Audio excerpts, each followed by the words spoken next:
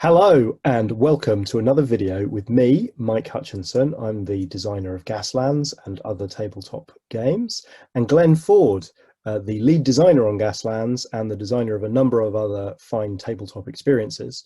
In the next of these short video chats between Glenn and me in our well-stocked hobby dungeons, I'm going to ask Glenn some questions about his fantastic Deck Unbuilder Moonflight, which kickstarted successfully in October last year.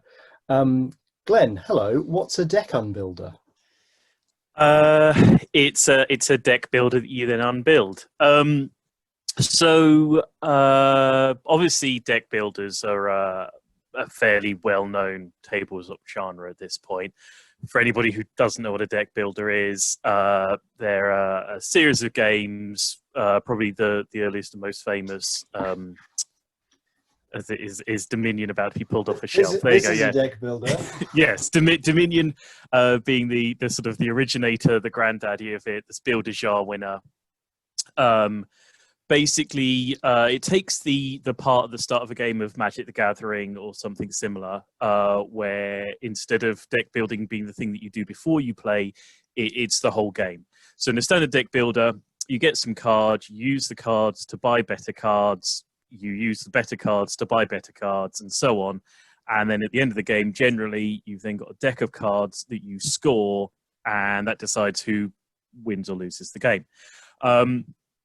It's a whole genre, and I think it's a beautiful, elegant games design concept. The way that the thing that drives the game is in itself the thing that scores the game. Dominion's a beautiful, elegant game where scoring cards don't do anything in your deck. So the more that you score, the more you're clogging up your deck, which has this sort of beautiful inbuilt sort of headwind element where the winner starts getting dragged back by their own score. But the point is, often at the end of these games, you then have two situations. Firstly, you end up with a deck that just as it's clicking, just as it's doing all the cool things you've built it to do and designed it for, the game goes game over now, and often you're like, my deck was just doing cool things. I want to watch it do its cool things.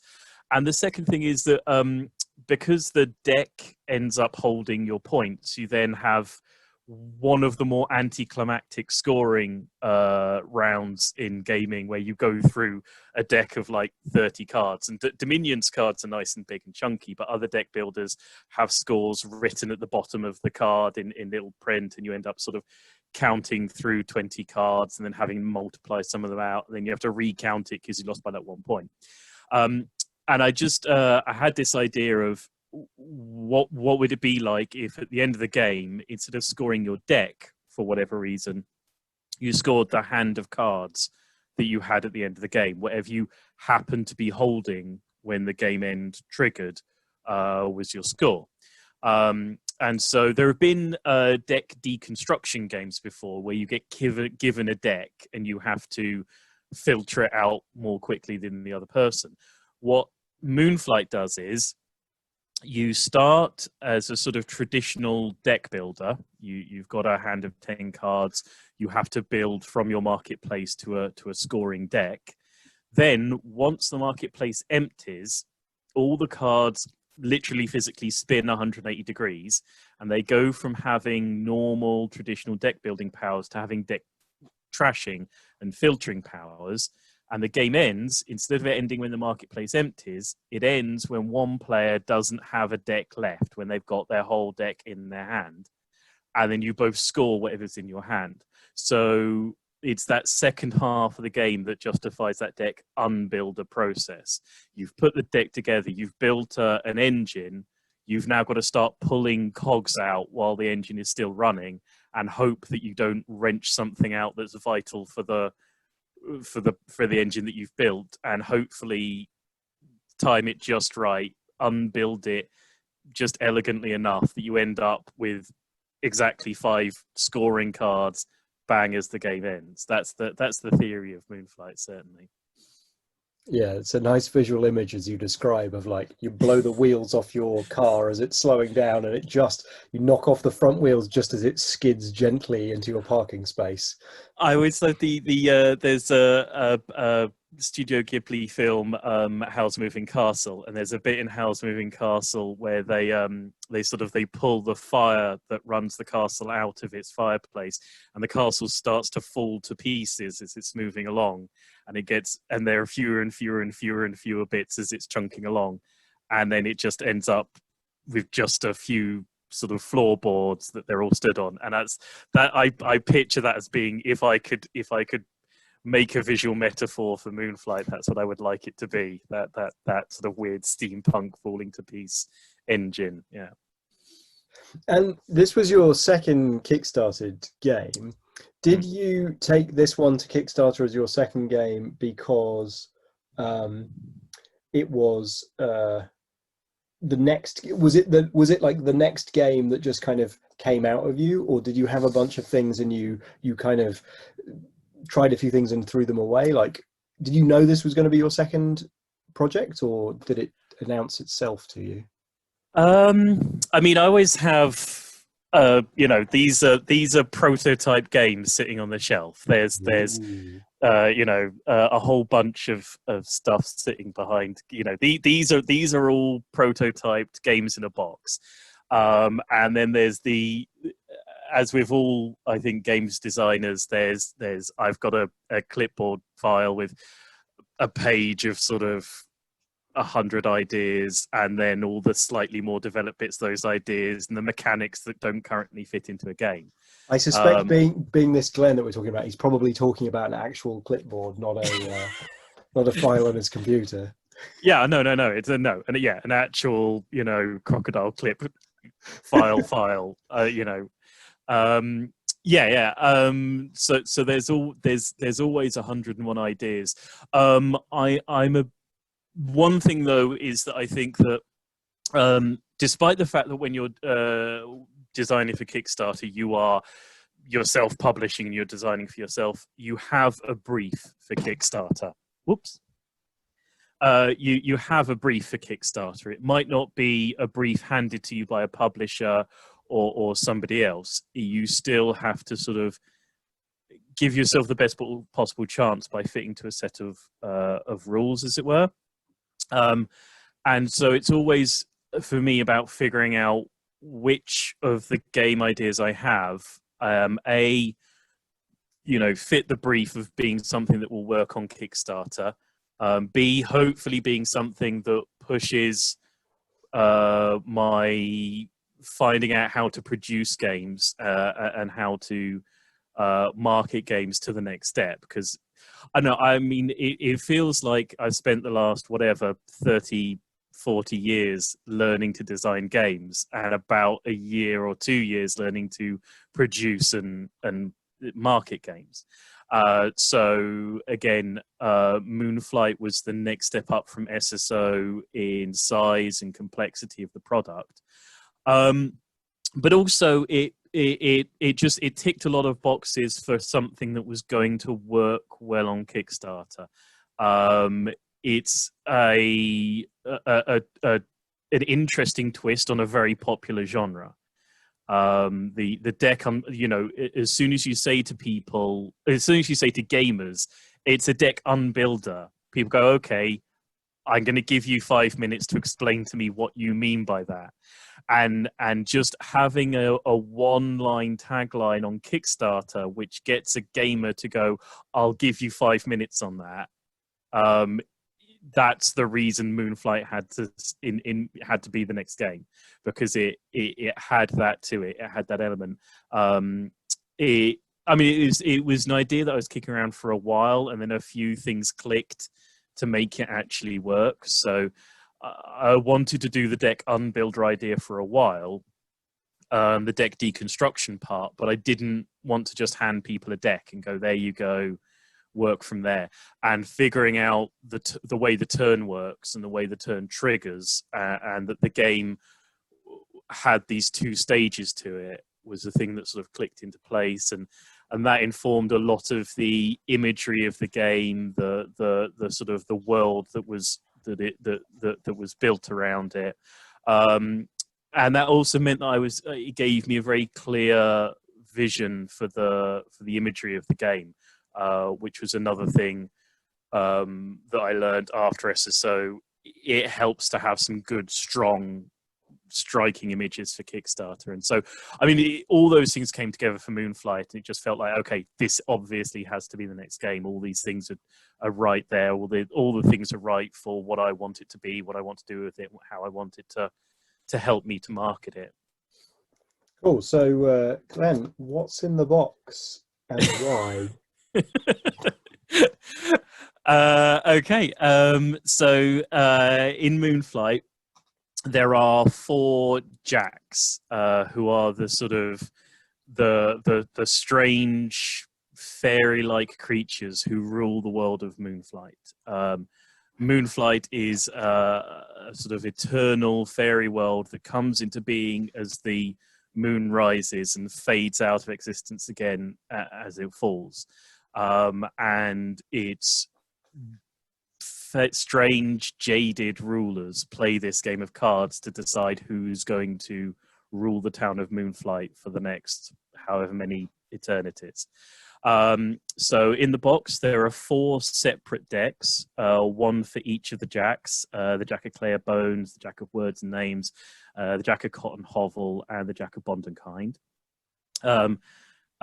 Each of them comes with a deck of cards that they bring to the marketplace. Anybody can buy anybody else's cards, but you bring your own deck, and they work particularly well with your own asymmetrical jack. There's a set of neutral marketplace cards. There's also a set of AI cards. So there's 2 ways you can play Moonflight solo. You can use a set of AI cards that will literally play like list players for you, or there's a sort of score attack mode that counts through the turns through the first half of the game and then the second half of the game to sort of keep it timed and challenged. Other than that, there's a chunky metal coin that we got as a Kickstarter stretch goal. Yeah, that's pretty much what there is in a box of Moonflight, certainly. And so why have the factions? I think lots of people will be familiar with deck builders that are like Dominion, quite neutral. It's you are all starting from the same buffet, and then it's what you do with the options in front of you. Why did you choose a faction system for this game? I mean, firstly, I think because I'd like to be able to do an expansion for Moonflight. There's a couple of things I want to put in there, but I don't know that I'll be able to do many expansions for it. I don't know that I'll be able to put out an enormous amount of content for it. And I wanted to offer as many different ways of playing the game for gamers as I possibly could in one go. And so each of the jacks hits a particular sort of play style or mechanical element that the particular player might enjoy. So, for example, the Jack of Clay and Bones is Moonflight's sort of gravedigger. He's the discard pile manipulator. He's the massed trasher, and the guy who can dig back through discarded and trashed cards, which is something that deck builder fans quite enjoy. Words and Names is the hand manipulator. He has an increased hand size, and his game ends up being about managing to edit your hand management, get the right cards and the right number of cards in your hand at the right time. Cotton Hovel is the tableau builder, and Bond and Kind is the sort of the griefer deck. He has the ability to mess with the other players because he's the banker. He can drop debts and loans onto other people. And I think because basically if I put all of those in cards in sufficient quantity to allow all 4 players to all have access to enough cards to build a working Bond and Kind deck over a game that would run for long enough, the game would have ended up costing sort of 40-50 quid. By saying, okay, you're all allowed to share each other's marketplace, but you bring an asymmetric deck of cards and asymmetric abilities, I was able to give players who want to play that deck or this deck or that style the ability to do it within a box that was £20 instead of double or triple that price. So the asymmetry basically allowed me to get more mileage out of fewer cards and keep the price down. I suppose was the ultimate motivator for doing that. Also, I had a bunch of ideas for looks and imagery hanging around, and I wanted to do these different themes and play with these different images. Let's talk about the illustrations then. I think you've said it already here. You won't mind me saying it's visually a more striking game than SSO.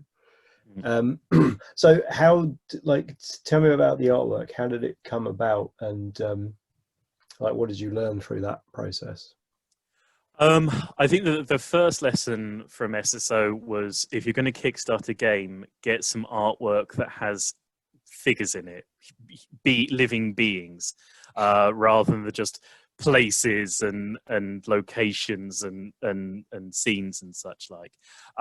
SSO is a very bleak world. The crew die, and for that reason, none of the crew have images of them, because I don't want you to get too attached to them. Horrible things going to happen to this guy.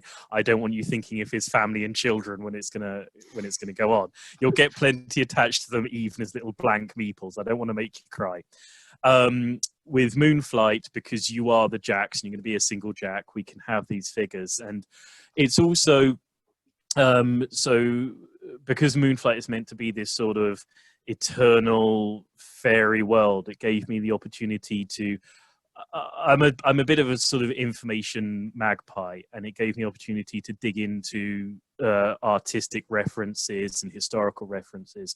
So for example, the figure of Words and Names, he, in the story of Moonflight, he's a sort of parasitic entity that goes from person to person. He's the story and the history of Moonflight, and that history sort of possesses an individual and gives them great power for a short time, but eventually sort of mummifies and consumes them. And within that, I chose to reference a thing that you see in old Anglo-Saxon churches, a thing called the acanthus leaf pattern, where you have these prototype sort of green men who, instead of having the sort of the power of the forest, they have these vines coming out of their mouths as a sort of a punishment for some sort of sin of some kind, and those vines come out and they wrap back around them and sort of strangle them and torment them, and that's the reference for Words and Names. He's this sort of acanthus leaf figure who is at the top of the card. The scrolls that are the acanthus leaf are coming out, and they're wrapping around and consuming the figure at the bottom of the card. And each of them have a whole sort of range of references. So Clay and Bones's card references Celtic knotwork patterns and medieval sort of tarot decks that had lessons about gluttony and greed built into them. Again, Bond and Kind has a very strong Celtic Nordic patterning built into it, and Cotton Hovel has a sort of as a reference to a sort of Bruegel paintings of the beekeepers, for he contains within him the elements of the farmer and the beekeeper and the mason, the three parts of the traditional village life. And so yeah, for me it was a chance to lay in a lot of mythology and a lot of history into those images. There's a lot of depth there. As you see in a lot of these very beautiful medieval decks of cards, they have these images that have layers and elements of meaning and things you can dig into and examine. And I wanted to give a certain amount of that with the Moonflight cards. And the payback is you then get a big image of a guy in a plague mask that you can then put on Facebook, and people can go, he looks cool, I want to know what game he's attached to. You get to attract people, you know, there are people who are going to turn up because you've got a dark fairy world that you've built, and it's lovely that it's got an interesting game attached, but they're going to turn up for the weird jacks and the weird imagery. And it's when you are doing something independent, and you've got to pick your fights for what you pay for and what artwork you get, and you need to try and get as much work out of every image and every element that you possibly can. And just learning that, yeah, having a big cool looking being to sell Moonflight, yeah, that was an important lesson to learn from SSO, where it's just a sort of bleak, echoing, heartless, cold vacuum of a ship that, yeah, for some reason doesn't turn people on, particularly when you show them those images. And the front cover itself, you drew that one, right? Yes, yeah, that was me. I designed that myself. It's really awesome. Generally, why did you do the front cover and not any of the other art, or was it on a whim? Or the main reason I didn't do the other art is I can't draw. You can. It's clear. It's demonstrated here. I mean, the thing about the front cover was that I wanted a very, very specific set of references from Art Nouveau, and so one of the things about the beings of Moonflight is that they're eternal and they're ancient, but they've not only been around in ancient times, they've been here inspiring and returning to us throughout history. And so I wanted to have a very strong Art Nouveau. I know it's not super sort of modern, but it's a relatively modern but classical reference, and have within it also that idea of nature, of eternity. And so I had a very, very clear idea of what I wanted from it. I took a lot of references from books of monograms, actually, of Art Nouveau monograms. Took a lot of references from those and very carefully and painstakingly worked it through. And it's it's one of those things where I had such a clear image of what it had to be, and by very slowly and carefully sort of scratching it out, I was able to put it together. And at that point there was no point giving it to an artist, because it was what it had to be anyway. Whereas for the cards, for example, there's a sketch somewhere. I think it's still on the website. I don't have the original sketch. It's gone off to a backer now. But there's a sketch of this sort of bone figure and this other figure sort of wrapped around each other in sort of pencil outlines. And that's what I first showed to Henry, the artist, to do Clay and Bones. And it's like, it would take an eternity to get close to those images on all of those cards. And while I've got a clear idea of the art direction and what I want from him, I can't turn that artwork out at anything like the rate that's necessary, and I don't think I could get it to the level that he'd been able to turn in anyway, however much time I had. Cool. So you mentioned the possibility that there was still a bit of design space that you wanted to explore. Have you any plans for Moonflight? Will it be something that you might include as part of a future Manor Kent Kickstarter, or no plans? I'd really like to go back to Moonflight. There's a new Jack that I would definitely like to do. So one of the things about the Jacks is that each of them, you can pick, you can start with whoever Jack you like, but there are a suggested order sort of in the rule book, because the first two, Clay and Bones and Words and Names, play a fairly understandable traditional deck builder game. And so you just have to handle this weirdness when halfway through the game all your cards transform what they do. And then the other two decks introduce some slightly more unique to Moonflight concepts. They start fiddling with the way that Moonflight manipulates its marketplace, and they start fiddling with the way that Moonflight builds its tableau, which is fine if no one's messing with it, but if someone's messing with it, it's kind of hard to learn it whilst it's being messed with. And what I would like to do is a deck that messes with the turn itself. So the turn is the bit in the game where all the cards pivot through 180 degrees. And I've got ideas for a deck that messes with that mechanic, but putting a deck in that messed with that mechanic in the game where that mechanic was the whole thing that was messing with your head in the first place was just a bit too much to punish players with in the initial game. So is this a Jack that allows the turn to flip-flop? So it'd be the Jack of Delirium, who can turn and return and unturn and turn cards early and turn cards back throughout the game for themselves and other players. It wouldn't flip the whole turn because that would be too big, but it can just tweak one card and spin one ability at an interesting point in the game. So that would be the Jack of Delirium. There was another deck that was about giving cards as gifts to people, and stealing cards off of people, which ended up being Bond and Kind, and I never quite got to work.